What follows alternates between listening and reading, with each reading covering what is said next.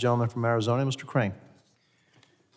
Thank you, Mr. Chairman. A couple months back, I pulled in, asked for a meeting with several of the agencies that were in charge of protecting the Capitol for Inauguration Day. I was very concerned about the president after 2 assassination attempts, and I was also concerned about, just a drone attack here or another type of attack when you've got all the members of Congress, all the cabinet executives, et cetera. It's a huge, juicy target. One of the things I learned is that Capitol Police doesn't even have the authorization to mitigate and deal with drones.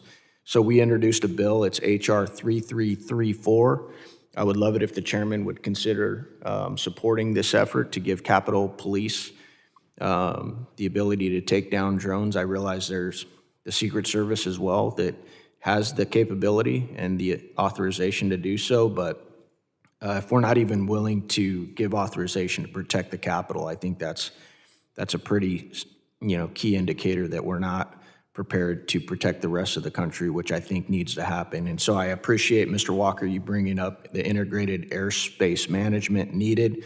I know you've been beating that drum today, and I definitely appreciate it. Back to Operation Spiderweb that we've talked about a lot today, where the Ukrainians flew drones over 2,000 miles. Some of the reporting says 2,800 miles to attack Russian bombers. Very sophisticated operation, and I'm glad, Mr. Hutton, you brought up the fact that some of our adversaries could launch an attack like that mimics that attack from outside the U.S. Is that correct? Yes, it is. They could do that from a country or a city like Monterey in Mexico, or Ottawa, or Calgary in Canada. Is that correct? That's correct. Have you guys done any assessments on, I talked about the average stadium for the World Cup holding about 7,500 civilians. Have you guys done any analysis on what a drone swarm could do to that many citizens just watching a soccer game?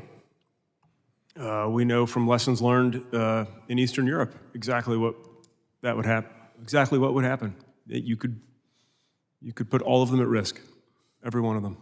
Yeah, absolutely, absolutely. Well, I appreciate you guys coming today. I want to again. I know I talked about this in my first round, but I want to publicly say that I think FIFA and Homeland Security should absolutely host all of these events coming up for a short-term fix in domes, because I think that would greatly mitigate the threats that we're talking about today.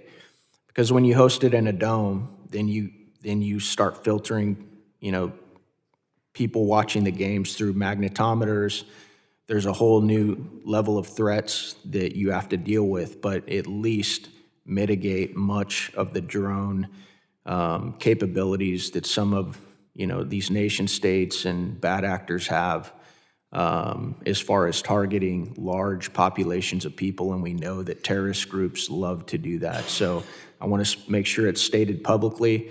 And Mr. Carter, I think he left, but I hope that my other colleagues on the panel will considering sponsoring my bill and working with industry leaders like yourself in making sure that we're proactive and not reactive, because as you guys know, this place moves at a snail's pace, and it almost seems as if most of the time we have to wait for a catastrophe to happen before we actually move on anything. So thank you.